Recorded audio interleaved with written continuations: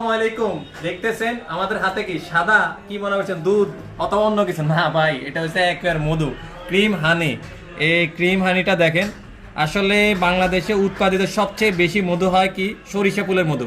সরিষা ফুলের মধুটা শীতে জমে যায়, জমার পরে এটাকে আমরা আরো কিভাবে সুস্বাদু করা, যেমন মানে খাওয়ার পরিবর্তন, মানে মানুষের খেতে কিভাবে স্বাচ্ছন্দ্য বোধ করবে, এর জন্য এই মধুটা ক্রিম হানি রূপান্তর করা হয়। এখন বলবেন ক্রিম হানিটা কি? ক্রিম হানি হলো সরিষা ফুলের মধু, তবে এই মধুটা যখন জমে যায় তখন এসে একটিগুলো দানাগুলো, এই দানাগুলো একটু মোটা মোটা হয়। তবে এই দানাগুলোকে মোটা মোটা না করে একটা নির্দিষ্ট ঘূর্ণীয়মান মেশিনের মাধ্যমে ঘুরায় এবং কি ঠান্ডা একটা আবহাওয়া রেখে এই দানাগুলোকে একেবারে মিহি মিহি করা হয়, যার ফলে এটা হয় একেবারে মিহি মিহি এবং কি ক্রিমের মতো, যার ফলে স্বাদ অনেক, মানে ক্রিস্টাল থেকে স্বাদের গুণাগুণ এবং কি স্বাদটা অনেক বেড়ে যায়।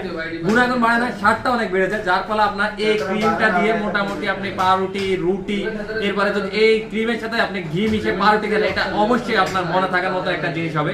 তাই ক্রিম এবং ক্রিস্টাল এক মধু, এক মানে সরিষা ফুলের মধু হলো এক জিনিস না। ক্রিম মধু হলো যায় যেটা একেবারে ক্রিস্টাল মধুকে যখন ঘূর্ণীয়মান প্রক্রিয়া করা হয়, প্রত্যেকটা ক্রিম মধু ক্রিস্টাল মধু, কিন্তু প্রত্যেকটা ক্রিস্টাল মধু ক্রিম মধু না, এটা বুঝতে হবে।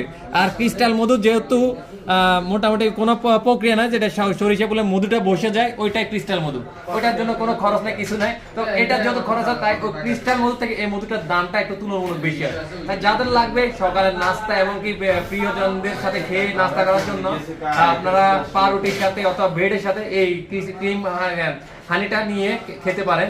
অবশ্যই আপনাদের থেকে খুবই ভালো লাগবে। তাই যাদের লাগবে অবশ্যই আমাদের সাথে যোগাযোগ করবেন। আমাদের দোকানের ঠিকানা মাইজি সুপার মার্কেটের অপোজিটে, আমানি হোটেলের উত্তর পাশে, এবি ব্যাংকের নিচে যে গলি, ওই গলির ভিতরে। তাই চলে আসবেন দোয়ান করে। আসসালামু আলাইকুম।